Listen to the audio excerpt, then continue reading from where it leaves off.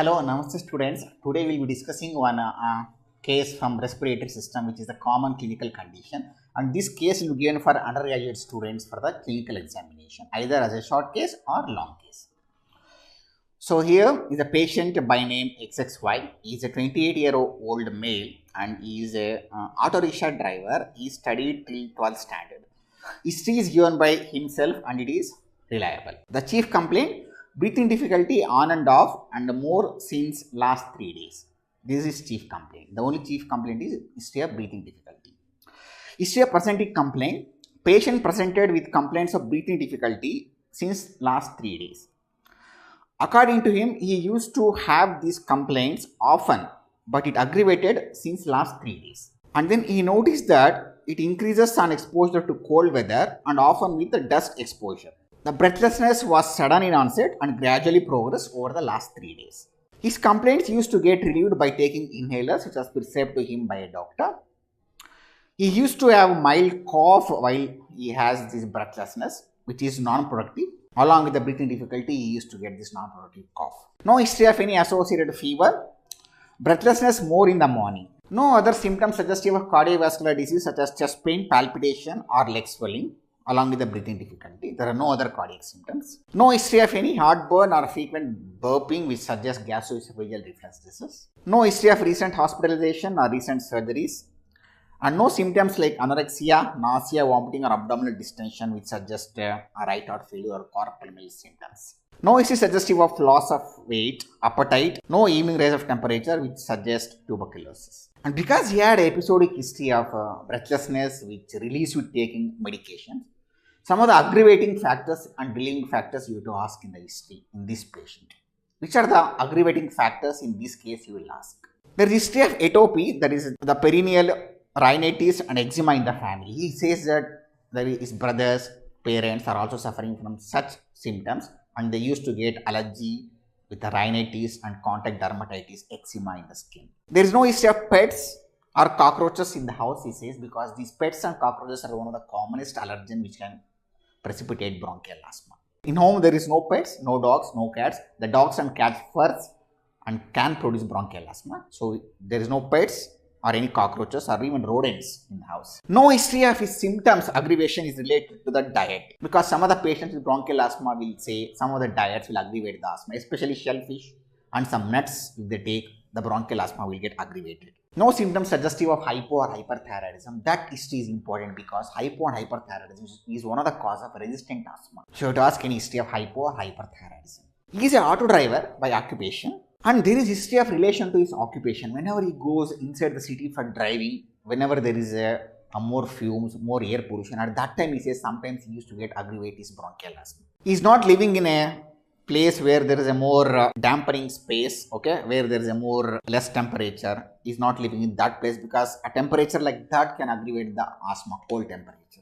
His symptoms are not related to any intake of particular drugs, because bronchial asthma can be precipitated, aggravated by taking some particular drugs like aspirin, beta blockers and theoretically AC inhibitors. He says his symptoms are not related to any exertion like hyperventilation or exercise or laughter, because some of the asthma patients, they will get asthmatic attacks when they do exercise, that is called exercise induced asthma, and if they hyperventilate or if they laugh also, sometimes some patients will get bronchial asthma. This patient doesn't have any relation like that with exercise, laughter or hyperventilation. But there is history which is related to the cold air, and whenever he goes to cold air, he says he will get the asthmatic attack. There is no history of a bronchial asthma aggravation to a strong smell or perfume. Some patients will get attacks if there is a strong smell or perfumes. And he gets the bronchial asthma attacks whenever there is a change in the weather, whenever there is a cold. Now, because this is a December month, now he has got the attack last 3 days, the breathlessness. And there is history of in relation to urban city, whenever he drives within the thick populated area, wherever there is a more fumes, more air pollution, he gets the attacks. As I told before, patient doesn't give any history of GID symptoms. He is not having GID symptoms. GID symptoms can produce bronchial asthma because of the aspiration. And some patients will develop a bronchial asthma in relation to the stress. This patient says during stress, there is no aggravation of the bronchial asthma symptoms. So these are the aggravating factors which you should ask in any case of bronchial asthma patients. Past history. There is history of similar episodes of breathlessness in the past. present since childhood. He is taking inhalers since his childhood and occasional past history of hospital admissions is present for similar complaints and more in the winter season. So he used to get the attacks, but sometimes it used to be a little more severe. He used to get even hospital admissions also for his complaints. No history of diabetes, hypertension, coronary artery disease, CKD in the past. Personal history, he takes mixed diet, bowel and bladder habits are regular, no smoking and drinking habits. Smoking habit is important because smoking in asthma patients has some peculiar features which I will discuss when I discuss in the end detailed discussion about the asthma, how smoking affects bronchial asthma patients. So that history is important in bronchial asthma patients, smoking history. Family history, there is history of similar illness in the mother and brother. So there is a family history of a bronchial asthma. Drug history, history of taking the inhalers since childhood and there is no history of any other regular medications he is taking. So coming to the analysis of the history, students, here is the patient who gives history of breathlessness which comes and goes, episodic onset of breathlessness. So if the patient has episodic onset of breathlessness which relieves medication, you will think bronchial asthma. If breathlessness is insidious onset gradually progressive without relieving, then you will think of interstitial lung disease, COPDs. And here breathlessness is acute onset. So any patient with the acute onset of breathlessness, as I told in the previous discussion, you will consider 4 or 5 important differential diagnoses. That is, one is acute bronchial asthma, left ventricular failure, pulmonary embolism, foreign body inhalation and tension pneumothorax. So this patient gives history of episodic onset of breathlessness with releasing medication. So it has to be a bronchial asthma because with inhaler he says he is using and that releases the medication. And breathlessness, the respiratory grading as I discussed, modified medical research grading. Grade 0 is breathlessness on severe exertion. Grade 1 breathlessness on hurrying up on level ground or walking up the hill. Grade 2 is he cannot walk like his peer age group because of breathlessness. Grade 3 is breathlessness while walking less than 100 yards and grade 4 is day-to-day activity. If you know that grading of breathlessness in the respiratory system, that is enough. This patient breathlessness is not associated with orthopnea and PND. So left heart is not the cause for his breathlessness. Left heart failure is not the cause for his breathlessness. So simple history. But in this history, you should remember what are the aggravating and relieving factors you have to ask. That is a very important part of the bronchial asthma patient history. Okay, students, now next come to the general physical examination. Okay, students, now let us go to the examination of this patient. Okay, the patient is conscious and cooperative. He is moderately built and a little poorly nourished. His height is around 176 centimeters, weight is around 65 kgs, BMI is around 24. So coming to the examination. Kan male nodi. There is no pallor. Kan kelag nodi. There is no icterus. Kelag nan bell nodbek. No icterus. Nalge torsi. There is no cyanosis and lymphadenopathy. So there is no lymphadenopathy. So hand, there is no clubbing. You can see there is no clubbing here. So I look for edema. Just above the medial malleolus. Press for 30 seconds. There is no edema. So students, in general physical examination, there is no pallor, icterus, clubbing, cyanosis, lymphadenopathy or edema. In this, very important is cyanosis because if the patient has cyanosis in an asthma patient, then you will think of acute severe asthma or status asthmaticus. One of the signs is the status asthmaticus.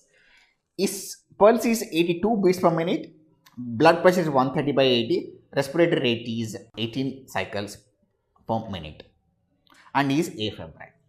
So in the vitals, the important things what you have to look is, suppose if there is a pulsus paradoxus. How to look for pulsus paradoxus? You take a BP apparatus, raise a BP cuff, then ask the patient to be in expiration, then deflate the BP cuff slowly till you hear a chorus cough sound. So that is a systolic BP in expiration. Then ask the patient to take deep inspiration. Then the chorus cough sound will disappear because in inspiration BP will come down. Then you start deflating the BP cuff till you hear a chorus cough sound again. So the difference between when you hear the first and later when you hear, that difference should be less than 10 normally. If that is more than 10, that indicates pulsus paradoxus. That sign is very important because that is a sign of acute severe asthma or status asthmaticus. And pulse can distinguish state breathlessness due to a cardiac from a respiratory cause. Breathlessness due to cardiac cause will have, that is a left heart failure will have pulsus alternans. Whereas breathlessness due to respiratory disease will have pulsus paradoxus. Then next is the respiratory rate. The respiratory rate Tachypnea again indicates acute severe asthma, and tachycardia, if the pulse rate is very high, also indicates acute severe asthma. Very high pulse rate, a very high respiratory rate, pulsus paradoxus, cyanosis, these are the things which indicates acute severe asthma. That is why vitals and general physical examination is relevant in bronchial asthma patient in that condition. So now next go to the examination of the respiratory system. Okay, students, in a bronchial asthma patient, upper respiratory tract, what you have to look, especially in the nose. Normally, you look for deviated nasal septum or in nasal polyps. Nasal polyps is important in bronchial asthma patients because nasal polyps is seen in aspirin-induced asthma. For that, you have to look the nasal polyps in the nose. Here, there is no nasal polyps. Okay, then oral hygiene. Oral hygiene is relatively good. There is no any dental lapses. Okay, so coming to the respiratory system examination, inspection. Inspection, the tracheal position appears central. There is no trial sign.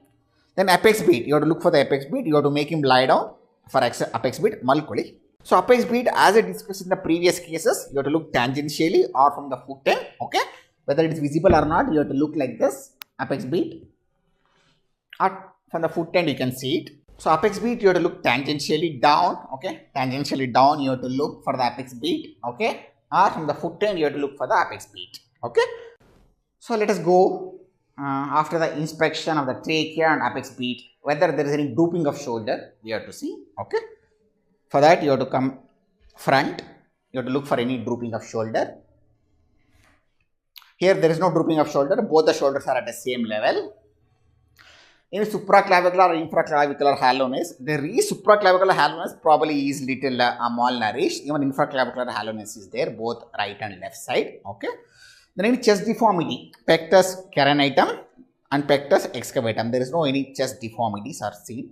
And also in kyphosis or scoliosis. For kyphosis or scoliosis, you are turning back. So there is no kyphosis, scoliosis. Okay, it is normal. So there is no bony deformities or no pectus excavatum carinatum. Then in the inspection, you have to look for any accessory muscles of respiration he is using.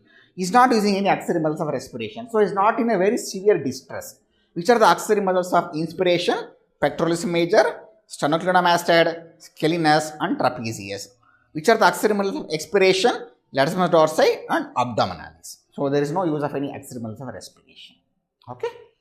So these are the things which you see in inspection, and any scars or signs are present, you have to look for that.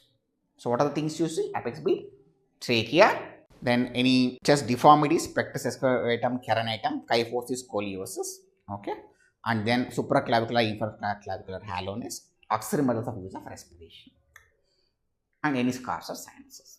You don't have any significant inspection findings in it. Okay, let us go to the palpation. What are the things you see in palpation? Palpation of the trachea, tracheal position. How do you look for that? Fix the head. Use the three fingers, come from above downwards, insinuate your finger between the trachea and sternocleidomastoid. Trachea is central here, okay, and then apex beat you have to feel for the position, okay, which I have demonstrated in the previous classes for the apex beat position. Next, how do you take the respiratory, the measurements? You have to take, this is, put a 2 books here, take a AP diameter, put a 2 books here, take a trans diameter, that you have to take, and you have to take the measurement, expiration and inspiration, how much chest is expanded at the level of nipple, okay, inspiration and expiration, how much there is a expansion of the chest, and then you have to take a hemithorax measurement at the level of nipple. I have taken the measurement in him, I will tell what is the measurements in him. The chest expansion is expiration 90 centimeter, inspiration 96, so there is a 6 centimeter expansion which is normal. Hemithorax measurement is 46. So both the sides there is equal. There is no gross variation on the right side or left side hemithorax measurement. AP diameter is 20 centimeters. Trans diameter is 40 centimeters. Okay, this is how you take the measurements, which I discussed even in respiratory system examination, how to take the measurement. So next, respiratory movements you have to look. Respiratory movements, let me examine quickly. For the upper part, how do you look for the respiratory movements? You put your hand, look for the upward and downward movements. ಉಸಿರು ತಗೊಳ್ಳಿ ಸಿಂಗ್ ಆರಾಮಾಗಿ ತಗೊಳ್ಳಿ, ಉಸಿರು ತೊಗೊಂಡು ಬಿಡಿ, ತಗೊಳ್ಳಿ ಜೋರಾಗಿ ತೊಗೊಂಡು ಬಿಡಿ, ಇನ್ನೂ ಜೋರಾಗಿ ತೊಗೊಂಡು ಬಿಡ್ತಾ ಇರಬೇಕು, ತೊಗೊಂಡು ಬಿಡ್ತಾ ಇರಿ, ಉಸಿರಾಡ್ತಾರೆ ಬೇಗ ಬೇಗ, ಬೇಗ ಬೇಗ, ಉಸಿರಾಡಿ, Yeah, you can see my hands moving up and down. Okay, this is for the upper movement, the respiratory movements. Now coming to the anteriorly, how do you look for the respiratory movements? Anteriorly, put your hand like this. Who's ready? So, this is one method, or you can take a fold of skin. Yeah, bilaterally equally moving. And back side, same how you do anteriorly, you can do. Put a thumb like this, approximate. See, both my hands are moving equally. Or you can take a fold of skin. Who's ready? Yeah. So both the sides it is relaxing.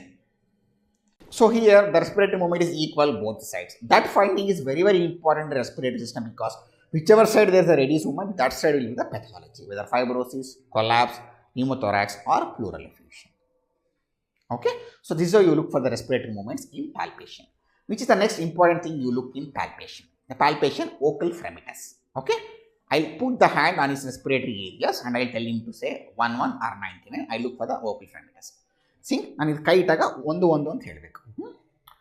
ಹೇಳಿ, ಒಂದು ಒಂದು ಒಂದು ಒಂದು ಒಂದು ಒಂದು ಕೈ ಹೀಗೆ ಇಟ್ಕೊಳ್ಳಿ.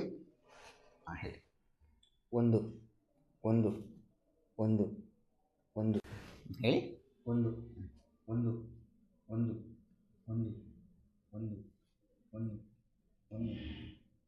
So tactile vocal fremitus is normal in him. Both the sides it is equally appreciated. Okay, equally appreciated. A palpatory finding. Which is the other palpatory findings you look? You look for intercostal tenderness, whether it is there. Especially you get in empyema. If intercostal tenderness is there, you will look. There is no intercostal tenderness. And any palpable rhonchi or crepitation. That finding is important probably in these patients, whether you can palpate the rhonchi or rub. If a palpable rub, it is known as a friction fremitus. Friction fremitus. A palpable rub or a rhonchi is known as tactile fremitus. Okay. A palpable rub or a crepitation is known as a tactile fremitus. A palpable rub is known as a friction fremitus. So you have to feel for that also. This is a palpation findings what you see in this case. Next, coming to the percussion. I'll percuss all the areas. Let us see what is there. You know the respiratory areas, very simple: supraclavicular, clavicular, infraclavicular and mammary, axillary, infraaxillary, backside, suprascapular, inter and infrascapular. Each area I'll percuss two areas. Let us see what is the finding in here. First, the upper part, the chronic isthmus, which is bounded by sternum masted medially, acromion porous laterally, trapezius posteriorly, clavicle anteriorly. Tympanic,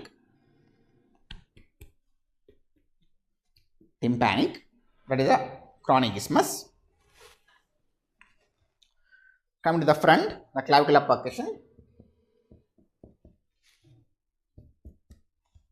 infraclavicular, resonant, kai axilla,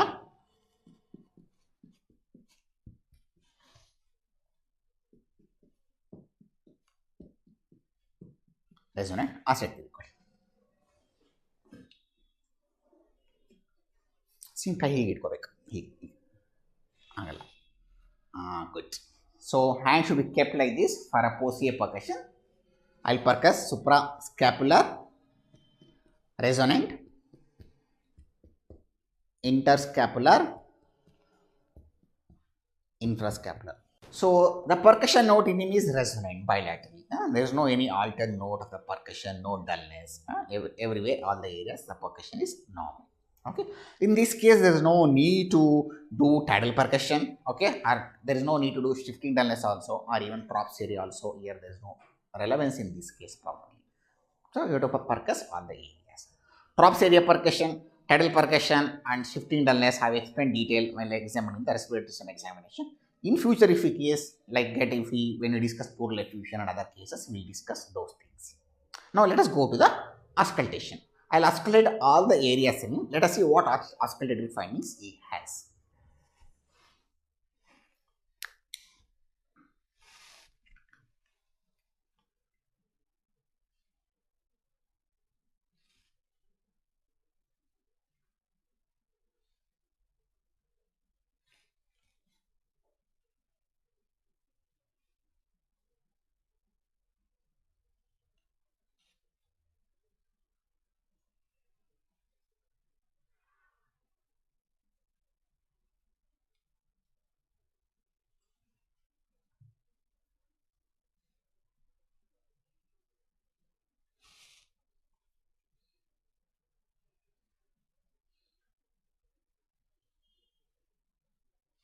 Answer.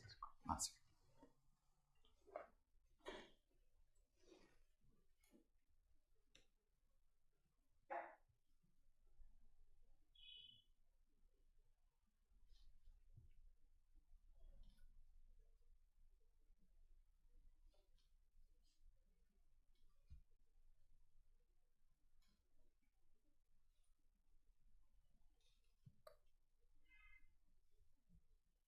So I auscultated on him. Okay. So my auscultatory findings I will tell. There is a normal vesicular breath sounds heard in all the areas. There is no bronchial breathing. Once there is no bronchial breathing, the question of bronchophony, echophony, inspiration doesn't arise. Okay. The added sound which he has is a polyphonic expiratory rhonchi all over the lung field. That's the only positive finding he is having. There is no crepitation. There is no crepitation. Okay. So he has a rhonchi. Suppose in a bronchial asthma, if there is only expiratory rhonchi, usually you get in a mild asthma like him, whatever he is having now. If it is a moderate, you get both inspiratory and expiratory rhonchi. And if it is a severe bronchial asthma, you get only inspiratory rhonchi. And very severe asthma, you get a silent chest. Rhonchi need not be specific to the bronchial asthma. There are other conditions where you get rhonchi. For example, in COPD, you may get a rhonchi. A left heart failure, you may get a rhonchi. In a carcinoid syndrome, tuberculosis, eosinophilic pneumonias like Loeffler syndrome, tropical eosinophilia, and vasculitis, Church-Swartz syndrome, you may get a rhonchi and recurrent pulmonary embolism.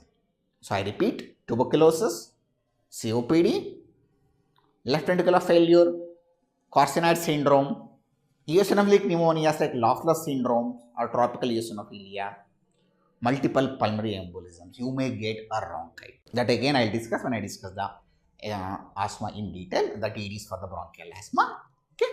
So he has that and there is no crepitation. There is no crepitation. Anywhere it is not heard. Now coming to the other system examination, the abdomen is normal. Okay. CNS and cardiovascular system examination is normal. So students, this is just a simple case of a bronchial asthma. Since childhood he is having the wheezing, which is related with taking the medications.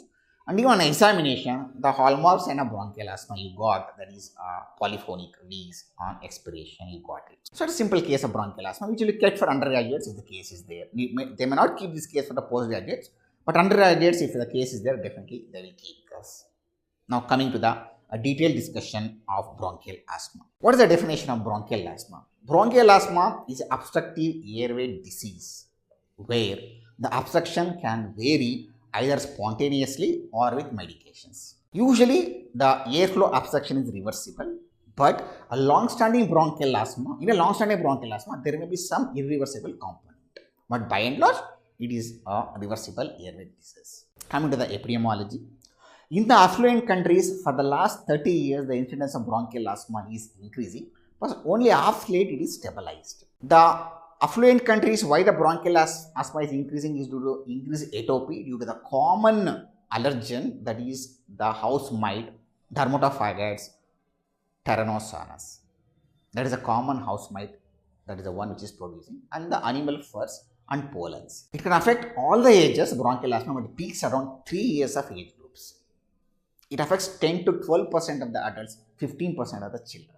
Some of the bronchial asthma patients usually during the adolescence, they may have remission again to get back in the adulthood. Those who get in the adulthood are those who have a remission in adolescent and again they got back in adulthood. In future, they won't have any remission. Usually bronchial asthma presents, for example, if a patient, they'll get only mild symptoms. Suppose if one patient gets severe symptoms, in him the initial onset will be severe. So it comes like that. A mild patient who is getting mild attacks, he won't turn into a patient who gets a severe attack. Or a patient who gets a severe attack, he won't get a mild attack. The death in bronchial asthma is unusual, the respiratory failure is unusual. But there are some features which indicate there is increased risk of death. For example, if there is a previous history of admission with a severe attack, non-compliance with the oral corticosteroids, or a very frequent use of beta-2 agonist inhalers. If these three things are there, there is a high risk, probably there can be a risk of death in bronchial asthma. Of late, because of the increased use of inhaled corticosteroids, the death in bronchial asthma is reducing. Previously, before inhaled corticosteroids, they used to take large amount of rescue therapy of beta 2 agonists. At that time, the mortality was more. So this is about the epidemiology of bronchial asthma. Now, what are the aggravating factors and the risk factors, the triggers for bronchial asthma? The risk factors of bronchial asthma are mainly endogenous and environmental. The endogenous risk factors is the genetic predisposition. Some patients will be having a genetic predisposition to develop bronchial asthma. Atopy. Atopy is an inherent property of raising IgE antibody to a allergen. That is atopy. Airway hyperresponsiveness. The airways will undergo constriction, airway hyperresponsiveness. Ethnicity. Gender, as I told, in a children's males are more common to get affected. Obesity. These are the inherent risk factors, and early childhood respiratory infections. These are the endogenous risk factors to develop bronchial asthma. What are the exogenous or environmental risk factors to develop a bronchial asthma? Outdoor allergen or indoor allergens. Drugs, for example, paracetamol usage in early childhood. Air pollution, sulfur dioxide, nitrogen oxide, air pollution can produce. Diet, some of the diets. So drugs and respiratory infections and dampening environment. If those who live in dampening environment, these are the endogenous risk factors to develop bronchial asthma. What are the triggers? The triggers which will produce bronchial asthma. Any upper respiratory infection can trigger it. Drugs, beta blockers, aspirin can trigger it. Exercise, hyperventilation can trigger it. Cold weather can trigger it. Stress can trigger it. A bronchial asthma. And even irritants like sulfur dioxide or perfumes or a strong odor can trigger it. Now let us discuss about all these risk factors and triggers in detail. First is the atopy. Atopy is the commonest risk factor for bronchial asthma. Of late in the affluent countries, 40 to 50% of the patients are atopic due to the environmental pollution.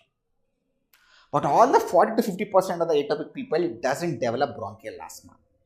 So there is some other genetic and environmental factor which is needed to develop the bronchial asthma. The atopy will be commonly due to, as I told, dermatophages, Tyrannosaurus, the cat, dog furs, pollens. During thunderstorm rain, that will dislodge the pollen from the trees, so it is called as thunderstorm asthma. Even cockroaches, rodents in the house can produce, it acts as an allergen. Atopic patients will have 80 to 90% will have rhinitis, perineal rhinitis, and some patients will have contact dermatitis. Allergen is a protease actually, it is a protease. So atopy is the inherent property to raise IgE to a specific allergen. So atopy is the commonest risk factor to develop bronchial asthma. Next, genetic predisposition. Those who have chromosome 5q are more prone to develop bronchial asthma because the inflammation in bronchial asthma is a Th2 driven. It will be directed to Th2 driven, not to a T helper cell 1 driven. So if they have chromosome 5q, the inflammation in them will be skewed towards Th2 type. And some patients have some genetic polymorphism for which they won't respond to beta 2 agonist inhalation. And some patients have some genetic polymorphism for which they won't respond to leukotriene antagonist. So a genetic predisposition plays a role in bronchial asthma. Now coming to the epigenetics. What do you mean by epigenetics? They have some abnormality in the genes. Something else is required to express it, probably a methylation or acetylation. So what are the things which will acetylate or methylate the abnormal gene? Air pollution, diet, smoking can alter the genes, producing epigenetic alterations. Air pollution, diet, smoking. So epigenetic mechanism. Next is infections. Which are the infections which commonly precipitate a bronchial asthma?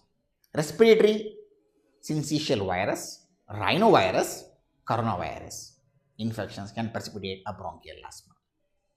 Atypical mycobacteria, chlamydia, or a mold spores in a dampening environment can precipitate a bronchial asthma. These respiratory tract infection will produce the inflammation, will recruit the eosinophils. Eosinophils, they secrete the bronchoconstrictors which can precipitate asthma with the inflammation, with eosinophilic inflammation. There is something known as hygienic hypothesis.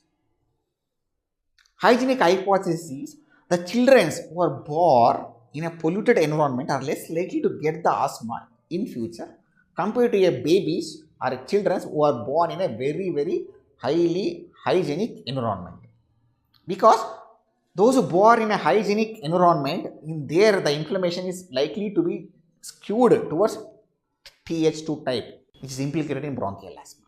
Hygienic hypothesis. Next is air pollution. Air pollution, the common gases which will implicate in bronchial asthma is sulfur dioxide.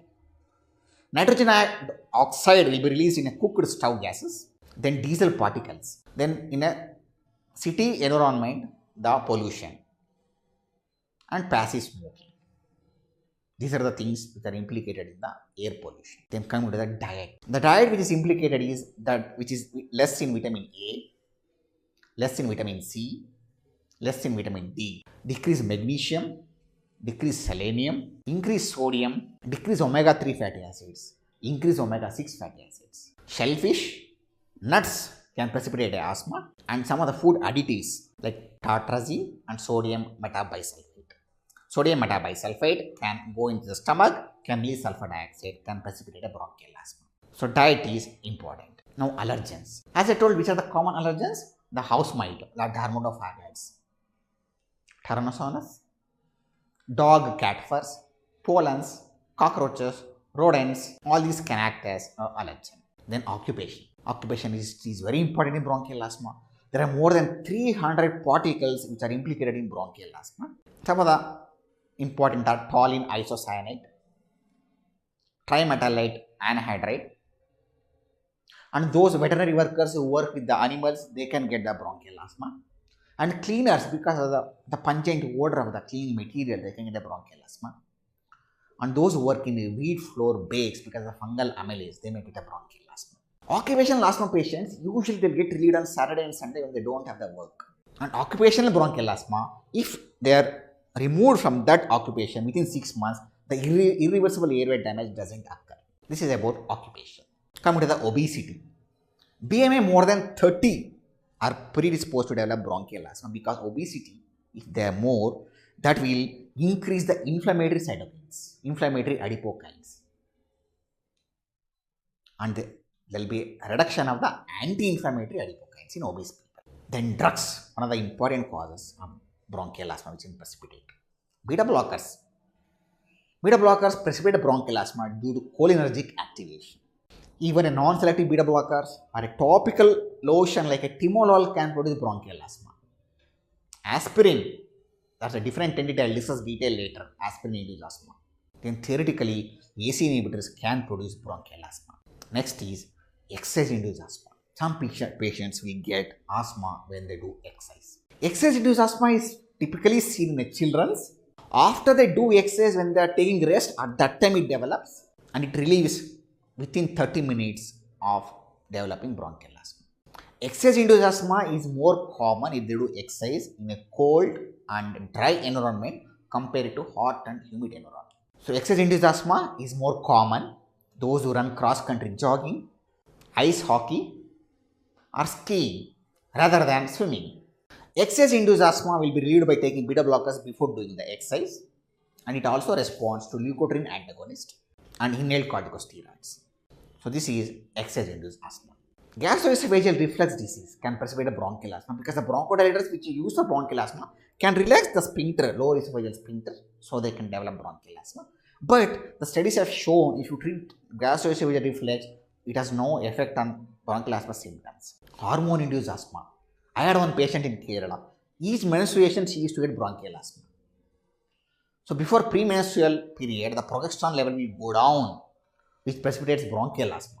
When I went back and checked in Harrison, it was given like that. And then I treated her with the progesterone tablets. That is a treatment. You treat with progesterone or GnRH analogs for those patients, hormone-induced bronchial asthma. Stress. A severe stress can precipitate a bronchial asthma, but paradoxically, a very, very severe stress like a bereavement may improve asthma. That is what Harrison has given. Now coming to the intrinsic asthma. Intrinsic asthma is in approximately in 10% of the patients. They don't have any skin reaction to any allergen and their IgE is normal. Usually seen in an adult age group, and it will be very severe asthma. If you take the biopsy of the airway, it is similar to atopic asthma. Probably they say the local IgE increases the cause for this intrinsic asthma. Staphylococcal superantigen they have implicated as one of the cause for intrinsic asthma, and innate lymphocyte cells probably may be responsible for intrinsic asthma, and they are aspirin sensitive. Nasal polyps will be there in intrinsic asthma. What are the other miscellaneous factors which are implicated in bronchial asthma? If the maternal age is less, if the baby is low birth weight or a premature baby, if the breastfeeding is short, a passive smoking, all these are implicated in bronchial asthma. Hyperventilation and laughter. Even I am asthmatic patient. Sometimes when I laugh for longer period, I will get asthma. Hyperventilation, laughter, and change in the weather, you may get a bronchial asthma. And paracetamol use during childhood will increase the oxidative stress, can produce bronchial asthma. So this is the discussion about the triggers, okay, the risk factors for a bronchial asthma. Now let us go to the pathophysiology in brief. There is increased recruitment of the cells in the airways, in the eosinophils, mast cells, macrophages, T lymphocytes, which they secrete the bronchoconstrictors, which will constrict the airway. The epithelial cells will be shed into the mucosa, so mucosal plugs will get blocked. There will be airway remodeling. There will be a smooth muscle wall hypertrophy, goblet cell hyperplasia and excess mucus secretion, collagen deposition in the airways, and then the blood vessels, there may be plasma exudation and edema and thickening of the airways. This is in brief about the pathophysiology. Now coming to the clinical features of bronchial asthma. The hallmark symptom will be a breathlessness. Some patients, they may, if very severe, they may hear their own wheeze. On auscultations, you will get a polyphonic wheeze. If it's mild, you get expiratory wheeze. If moderate, both inspiratory and expiratory wheeze. If very severe, inspiratory wheeze and silent chest. If it is very, very severe, like acute severe asthma. In children, there can be just a cough without a wheeze, known as a cough variant asthma. There can have tachycardia, tachypnea, cyanosis, which I will discuss detail when I discuss the acute severe asthma, special types of asthma. But as I told in the examination, bronchi is not specific to asthma. You can get in heart failure, tuberculosis, carcinoid syndrome, eosinophilic pneumonias, vasculitis like Church-Strauss syndrome, and even recurrent pulmonary embolism. Then how do you investigate a case of bronchial asthma? Remember students, reversibility is the word which you have to remember in pulmonary function test. FEV1 by FVC is the obstructive lung disease, so that ratio will be less than 1. FEV1 by FVC, forced expiratory volume in first second divided by forced vital capacity will be less than 1 in obstructive lung disease. Here also it will be less than 1, but the FEV1 will be reversible. It improves more than 12% with bronchodilators or 2 weeks of oral corticosteroids, or the peak expiratory flow rate may increase by 200 ml. Either FEV1 may increase by 12% or the peak expiratory flow may increase by 200 ml. So that is a hallmark sign of a bronchial asthma. Maximum peak expiratory flow will be reduced and maximal expiratory flow also will be reduced in bronchial asthma. And if you do whole body plethysmography, there will be increased airway resistance, total lung capacity will be increased, residual volume will be increased. The TLC and residual volume both will be increasing if you do plethysmography. Normally you won't do. Airway responsiveness. Methacholine and histamine you can give a challenge and see whether airway is responsive to methacholine or histamine by bronchoconstriction, whether FEV1 will reduce by 20%, you can see it. Normally again clinically they won't do this test. Then exercise test. In exercise induced asthma, you can ask the patient to make exercise, whether there any fall in FEV1, you can make out exercise test. The skin test usually not recommended. Allergen test is also usually not recommended.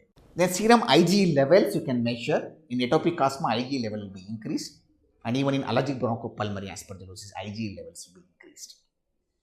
And specific IgE to allergen, RAS test, radio allergo immune sorbent assay. RAS test you can do it. Chest X-ray, normally will be normal, usually normal in bronchial asthma. But if you suspect allergic bronchopulmonary aspergillosis, you may get a peripheral infiltrates, eosinophilic infiltrates, peripheral lung, chest X-ray. Fractional excretion of NO is very important. This is a non-invasive method which is gaining popularity of late.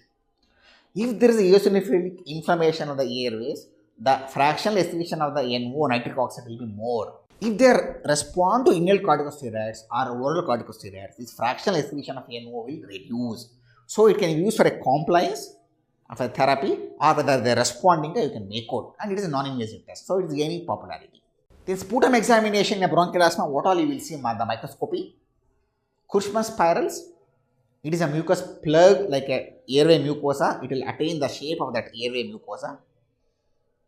Charcoal Leydig crystals, because of the granules from the eosinophils which is released will give a charcoal Leydig crystals. Crayola bodies, epithelial cells will be exfoliated into the mucosa, you will get crayola bodies. The sputum microscopy. So these are the tests which you do in bronchial asthma. What are the differential diagnosis of bronchial asthma patients? What are the differential diagnosis of bronchial asthma? Students, when you work in a casualty, the 90 to 95% of the cases of a breathlessness will be either a bronchial asthma or a heart failure. So you will have a confusion whether it is a left heart failure or a cardiac asthma or a bronchial asthma. How do you distinguish? Orthopnea and PND, if it is there, it is left heart failure. And breathlessness will be relieved by sitting up position in a cardiac asthma, whereas breathlessness will be relieved by bringing the sputum out in a bronchial asthma. Pulsus alternans in a cardiac asthma, pulsus paradoxus in a bronchial asthma, but very difficult, clinically not that much useful to diagnose both. On an examination, there will be bilateral V's, rhonchi in a bronchial asthma, infrascapular crepitation in a left heart failure.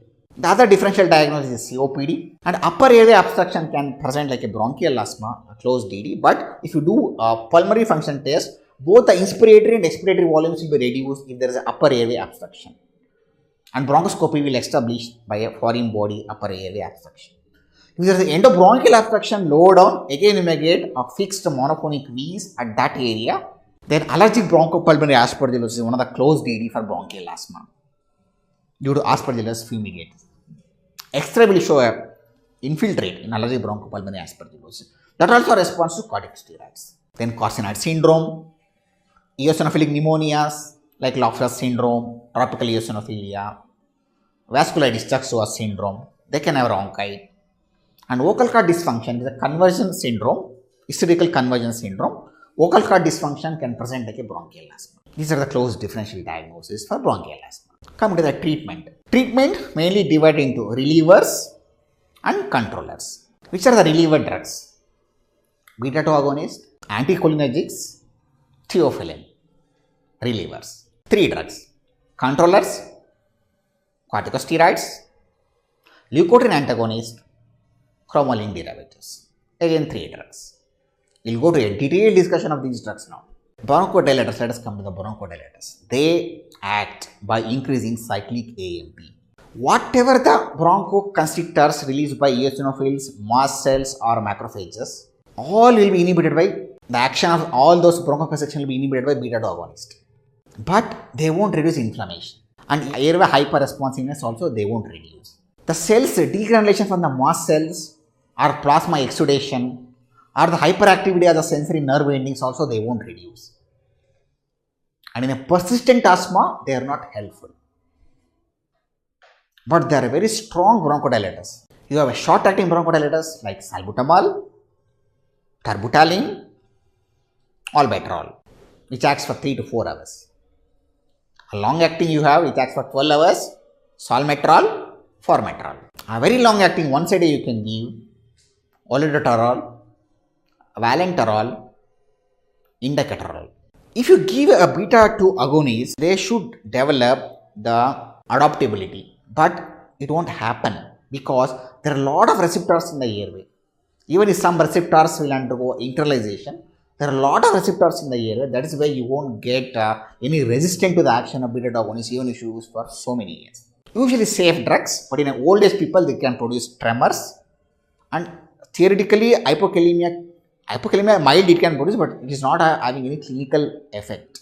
Long-acting beta-2 agonist you should always combine with inhaled corticosteroid. You should not give alone. This is about beta-2 agonist or bronchodilators. Now let us come to the cholinergics. Which are the anticholinergics? See, these anticholinergics will inhibit only the cholinergic mediated bronchoconstriction. That is why they are not strong bronchodilators, unlike a beta-2 agonist. Beta-2 agonist will inhibit all the mediator induced bronchoconstriction. Whereas anticholinergics, only cholinergic mediated bronchoconstriction, they will avoid it. You have, and even they reduce the mucus production. You have a long-acting anticholinergic like a tiotropium bromide or like pyrrolate bromide. You should give after giving the short-acting beta agonist. Then only you have to give these anticholinergics because they will take time to act. If patient is really symptomatic, first give short-acting beta agonist, then give these long-acting anticholinergics because they take time to act. Next is theophylline. How theophylline acts? They increase the cyclic AMP. Normally they are metabolized by the liver. The adverse effects can be a nausea, vomiting and headache. Theophylline will increase histidine deacetylase 2, HDAC2, histidine deacetylase 2. If they increase that histidine deacetylase 2 in the cells, the inflammatory cytokines will be reduced by the cells. 10 to 20 microgram per deciliter is the therapeutic level. Below around 10 will have an additive effect to inhaled corticosteroids. More than 30 will have adverse effects. Apart from bronchodilation, they can have diuresis, palpitation, arrhythmias, convulsion and even death. Death due to adenosine A1 receptor antagonism. Theophylline are metabolized by cytochrome P450 metabolism. That is why the drugs which inhibit the cytochrome P450, you should be careful. Like erythromycin, allopurinol, you should be careful. Now let us go to a detailed discussion which will decrease the metabolism, which will increase the metabolism of theophylline. Very important in your practice. Which are the one which will increase the metabolism of theophylline? The enzyme inducers like rifampicin, ethanol, phenobarbital will increase the metabolism clearance. Smoking will increase the clearance. High protein intake, barbecued meat and young children. Young children, barbecued meat, high protein, smoking, enzyme inducers like rifampicin, ethanol, phenobarbital. Which are the one which will reduce the clearance of theophylline? Enzyme inhibitors like cytochrome P450 inhibitors like erythromycin, allopurinol, zefarlucost, ciprofloxacin, they will inhibit cytochrome P450 enzyme. Vaccination, infection, pneumonia will inhibit the clearance. Old age, increased carbohydrate diet. So you should know, especially when using theophylline, this thing. And IV aminophylline you can use in acute severe asthma when they don't respond to a short-acting beta agonist or anticholinergics. So which are the reliever students? Bronchodilators, anticholinergics, theophylline. So which are the controllers? The very important controller drug is corticosteroids. How corticosteroids act? They act by inhibiting the recruitment of T cells, mast cells, eosinophils in the airway mucosa. How at molecular level how they act corticosteroids? They inhibit the genes, okay, they switch off the genes which are responsible for the synthesis of the inflammatory cytokines. They increase histidine deacetylase enzyme 2, HDAC2, this is very important students. When I told in theophylline, they increase HDAC2, even corticosteroids increase HDAC2. They increase. By increasing that, the inflammatory cytokines will be less synthesized and they inhibit nuclear factor kappa B light chain. They increase the activity of MAP2, the mitogen activated protein 2 kinase, phosphatases 1 and they increase the beta 2 receptors in the airways. So nuclear factor they inhibit, they increase MAP kinase, phosphatases 1 and beta 2 receptors and they increase histidine deacetylase 2, HDAC2 and the genes which are, they switch off the genes which will synthesize the inflammatory cytokines. What are the actions corticosteroids have? They reduce the nocturnal exacerbations, daytime exacerbations, exercise-induced asthma and airway hyperresponsiveness. And the long-term remodeling which I told in the airway, that also they inhibit. So number of exacerbation, nocturnal, daytime, exercise-induced asthma, airway remodeling and airway hyperresponsiveness, it reduces all of those things, corticosteroids. And in acute severe asthma, you can give 30 to 45 milligrams of corticosteroids for 10 days, no need to taper it. When I was a student, the books used to give parenteral hydrocortisone. The latest edition RSM gives oral tablet is enough 30 to 45 milligram, no need to taper, 10 days you give it. If you use inhaled corticosteroids, there can be a dysphonia because of vocal cord dysfunction and candidiasis, which can be prevented by using metered dose inhaler. The inhaled corticosteroids don't have usually systemic effects. So this is about corticosteroids. Next is leukotriene antagonists. Cysteine and leukotrienes are the potential bronchoconstrictors, and the leukotriene antagonist will inhibit the bronchoconstriction which is induced by leukotrienes. Montelukast, zefarlukast are the leukotriene antagonist. These leukotriene antagonists are not as potent as a short-acting beta-2 agonist or inhaled corticosteroids. They can be given only as an add-on therapy. So next controller is chromolines. You have chromoline sodium and neochromium sodium. They act by inhibiting mast cell release, and airway activation they will inhibit by the sensory nerves. So that's why they are more useful in irritant-induced asthma like allergen, exercise-induced asthma, or sulfur dioxide-induced asthma.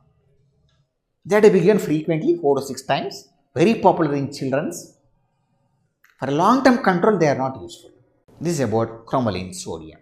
Dear students, when I was doing PG, only like that was the level where we used to treat asthma. But nowadays, a lot of new invention has come and new therapies has come. And one of it is commonly used now is IgE monoclonal antibody, omalizumab. It can be given once in 2 weeks subcutaneous infusion. At least 3 to 4 months of therapy you have to give. It will block the IgE antibody which is unbound to the receptor. So anti-IgE monoclonal antibody, omalizumab. Now of late IL-5 antibodies have come. IL-5 blocking antibodies are mepolizumab, restuzumab, and IL-5 receptor antibody is benralizumab. So IL-5 blocking antibody is mepolizumab, restuzumab. IL-5 receptor antibody is benralizumab. You have IL-4 antibody, monoclonal antibody, depemokimab. A combination of IL-13 and IL-4 receptor antibody, IL-4 alpha, is also has shown a very promising result. Of late, the phosphodiesterase 4 inhibitors, the nuclear factor kappa beta chain inhibitors, and P38 MAP kinase inhibitors have also come into the investigation, and they may come into market in future. Even immunotherapy with peptide fragments of the allergen they have tried, DNA vaccination, and CpG oligonucleotides which will skew the Th2 to Th1 inflammatory. A normal person is Th1 and asthma is Th2. So they will change from Th2 inflammatory response to Th1, these CpG oligonucleotides. So probably they may come into the market in future. So these are the of late, the latest treatment which is going on. Now, how do you classify asthma? You know the drugs now. How do you classify and how do you treat it? First we will divide into fully controlled, partially controlled, uncontrolled. The 3 columns: fully controlled, partially controlled, uncontrolled. And the first column is the characteristics. Suppose if the daytime symptoms is none or less than 2, it is controlled. If it is more than 2, partially controlled. Requirement of a reliever: none or less than 2 is controlled, more than 2 is partially controlled. Nighttime awakening: none is controlled, any is uncontrolled. So daytime symptoms, requirement of a reliever, nighttime symptom, and exercise capacity. If it is exercise limitation, none is controlled, any is partially controlled. And FEV1, normal is normal. If less than 80%, partially controlled. Now all these 4 things which I told in the partially controlled, no? More than 2 times reliever requirement, more than 2 daytime attacks, or any exercise limitation, or any an item, of all these 4, if any more than 3%, it is uncontrolled. This is what Harrison has given. You can go back and read again in the table.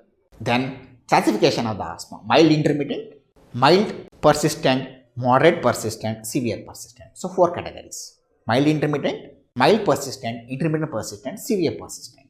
So there is a first column. The second, third columns are in the next column will come the daytime symptoms. Next is the nocturnal symptoms. Then is the pulmonary function test results. Mild intermittent means daytime symptoms will be less than 1 per week. Nighttime symptom is less than 2 per month. And pulmonary function will show FEV1 more than 80% and variability is less than 20%. Mild persistent, the daytime symptom will be more than 1 per week. Nighttime symptom will be more than 2 per month. Pulmonary function test FEV1 more than 80%, but the variability will be between 20 to 30%. For a moderate persistent, daytime symptom will be almost present. Nighttime symptom will be more than 1 per month. and pulmonary function test between 60 to 80% FEV1 and variability is 20 to 30%. The severe persistent throughout the day symptom will be there in the daytime symptom. Nocturnal also frequent awakenings. Almost every day they will awake. And pulmonary function test less than 60% FEV1 and variability is more than 30%. This is how you classify asthma into mild intermittent, mild persistent, moderate persistent, and severe persistent. Washington manual has given, all the books are given. Harrison, some of this classification is not there, and just refer the other books. Based on this, how do you treat now? How you step up the therapy of a bronchial asthma? So students, based on this classification, how do you treat or step up treatment of bronchial asthma? Beta 2 agonists will be given in all the spectrum whenever they have acute attacks. Student, beta 2 short acting beta 2 agonists will be given in all the stages whenever they have an acute attack. So in a mild intermittent, SOS short acting beta 2 agonist is all that is required. Then if they are not controlled with short acting beta 2 agonist, then you may add low dose inhaled corticosteroid in the second step. If still not controlled with the short acting beta 2 agonist SOS and low dose inhaled corticosteroids, you may add a long acting beta 2 agonist with a low dose inhaled corticosteroids. If still not controlled, then you escalate the dose of inhaled corticosteroids till 800, 1000, 1500, escalate along with the long acting beta 2 agonist. Long acting beta 2 agonist with a high dose inhaled corticosteroids.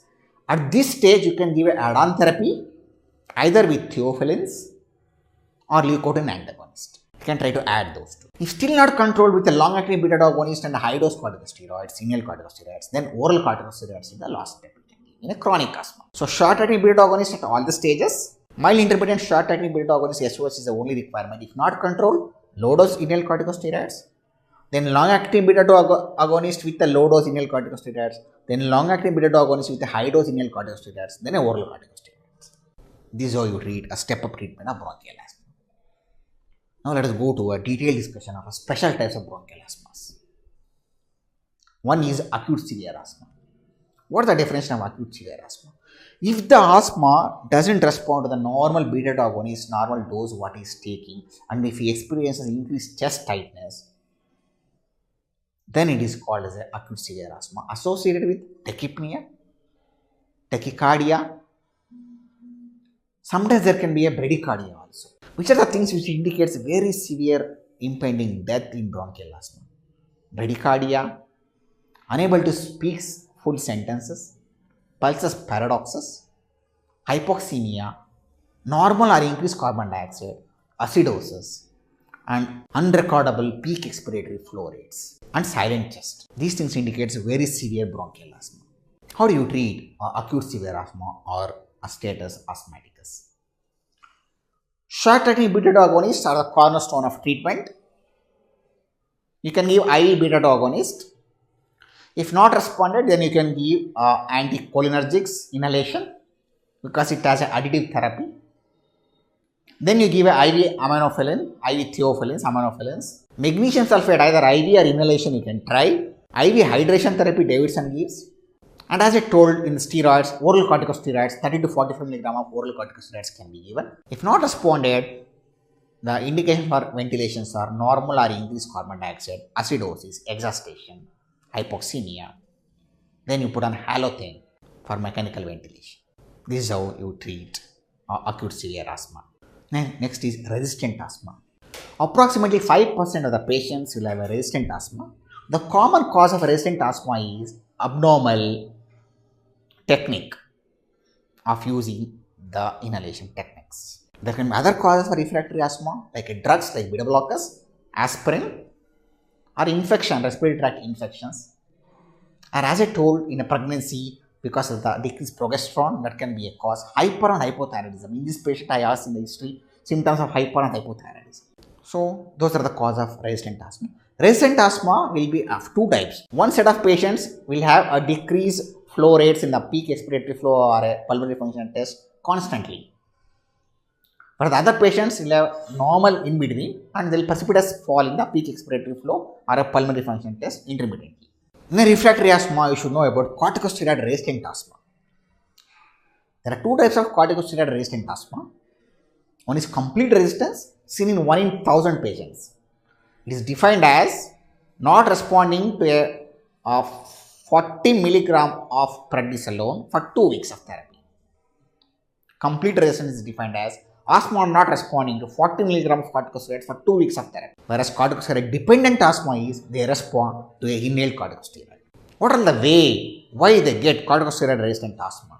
Because of the abnormal spliced form of the receptors for the glucocorticoids, decrease IL-10, decrease histidine deacetylase 2. As I told, histidine deacetylase 2, if it is increased, very good because they reduce the inflammatory cytokines.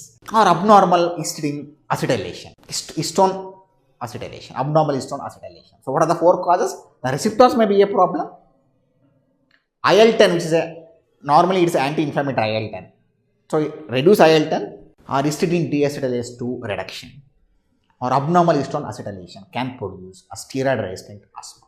Usually, resistant asthma is treated by oral corticosteroids, theophylline, long-acting beta-2 agonist, IL-5 anti-blocking antibodies and anti-IgE antibodies. So, in the special varieties, what we discussed, acute severe asthma, resistant asthma, corticosteroid resistant asthma. Next is aspirin-induced asthma. Aspirin-induced asthma is in 1 to 5% of the patients, especially COX-2 inhibitors, and those who take aspirin it can develop. A selective COX-2 inhibitors may not develop aspirin-induced asthma. Aspirin-induced asthma will have perineal rhinitis and nasal polyps. The cystine leukotriene synthetase polymorphism may be there where produce more leukotrienes. Aspirin-induced asthma responds to inhaled corticosteroids. They respond to leukotriene antagonists like any other asthma. Though leukotrienes are more here, it's not that they respond dramatically to leukotrienes. Like any other asthma, a moderate response will be there. Aspirin-induced asthma is usually seen in middle age, late onset asthma, and it will be severe asthma. Then pregnancy. 1/3 of the asthma patients will remain worsen, 1/3 will remain normal, same, 1/3 will be improved. The short-acting beta-2 agonists, inhaled corticosteroids, and theophylline are safe in pregnancy, and even breastfeeding can be done. Whereas long-acting beta-2 agonist, leukotriene antagonist, and IgE antibodies, question mark for those 3 things. And while giving steroids, you have to give prednisone, not prednisolone, because prednisone will go to the fetal liver and it will convert it to prednisolone. It can produce a toxicity. So, you have to give prednisone to a mother. Then hormone-induced asthma, as I told, in a premenstrual female, you have to treat with progesterone and GnRH analogs. Old age, treatment is same like any other asthma, but some adverse effects like tremors is more common in old age. Smoking, 20% of the asthmatic patients will smoke.